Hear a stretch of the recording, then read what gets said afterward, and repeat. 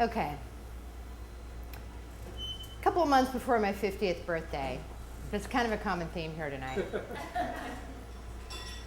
I told my husband, I see myself on horseback on my 50th. Someplace west, someplace in the mountains. I'm from the west, someplace in the mountains. It needs to be a place where there's no limits on how fast I can ride and no guilt for the fact that I'm the only person in my family who likes to ride horses. So, bless his soul, he arranged for me to go by myself, guilt-free, out to California to meet up with my soul sister.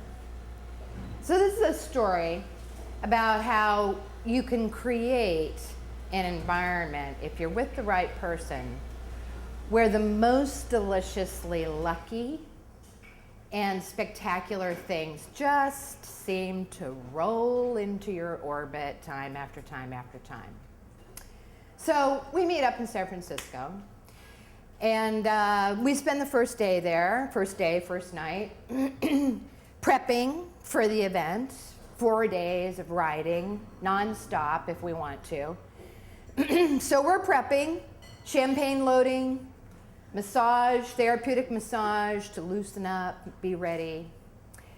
The next morning we leave pretty close to dawn, early enough that we can arrive at the ranch well before lunch. And we're greeted at the ranch first by a vision of a dozen horses literally prancing around in this green meadow. It seems you can't see a fence. They just are magically staying in this incredible meadow.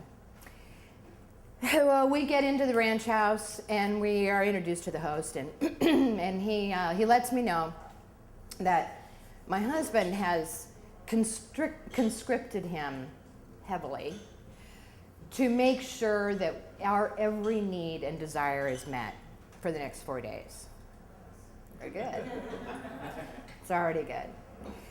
So we waste no time, get up to our cabin, change into our riding clothes, put on our cowboy boots, which I've carefully broken in the preceding 6 months during my boring rides around the rings of of Chester County. We make a day down to the barn to meet our guide, and she comes out with our horses. Now, I think I didn't tell you that when I told my husband I see myself on a horse when I'm 50 years old, I was thinking, but didn't tell him, I see myself on my fantasy horse since I was a kid, a black and white pinto. So of course, right? It's a black and white pinto. They've got pulled up for me. So we get on these horses, and it's just magic, magic, magic, and we take off.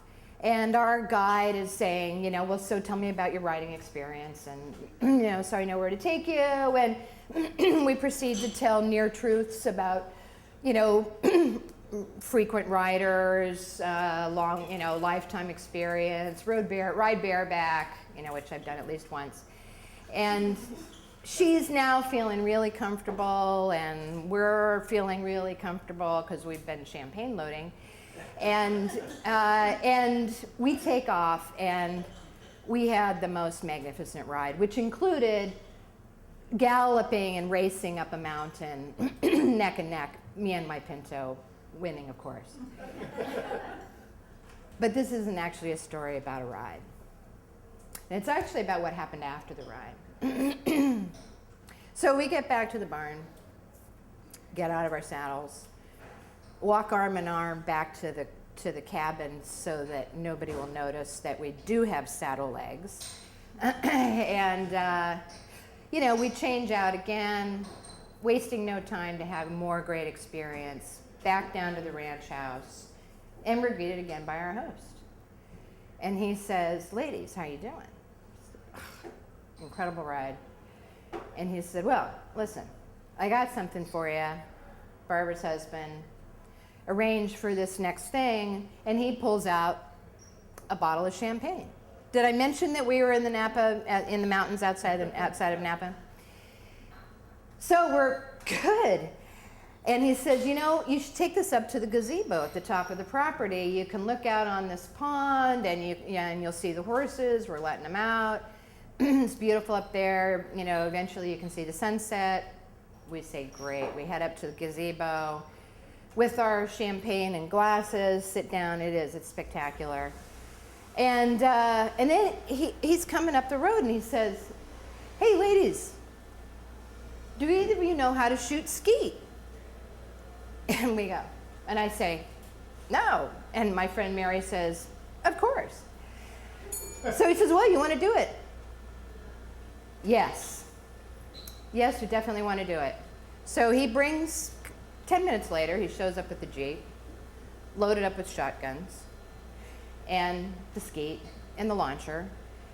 And we're now halfway through the bottle of champagne. And we look at each other, guns, champagne. And this is where we're having a quintessential Soul Sisters moment, because it always involves an element of danger. So he says, okay, you know, who's up first? My friend Mary goes first. Now, she grew up in Minnesota. Her dad taught her how to hunt. She's done, skeet shooting probably 100 times. And she hits about, half the pigeons. It's my turn now, and our host, giving me everything I need, gives me basic instruction. Now, I've actually never even held a gun, much less fired one. So he tells me just the basics, and he says, all you have to do is say pull. I'm gonna pull. The thing's gonna launch. And all you want to do is let that gun trail right in front of the pigeon. Fire. Don't overthink it. So, pull, bam, pull, bam. 8, 9, 10. I hit every one.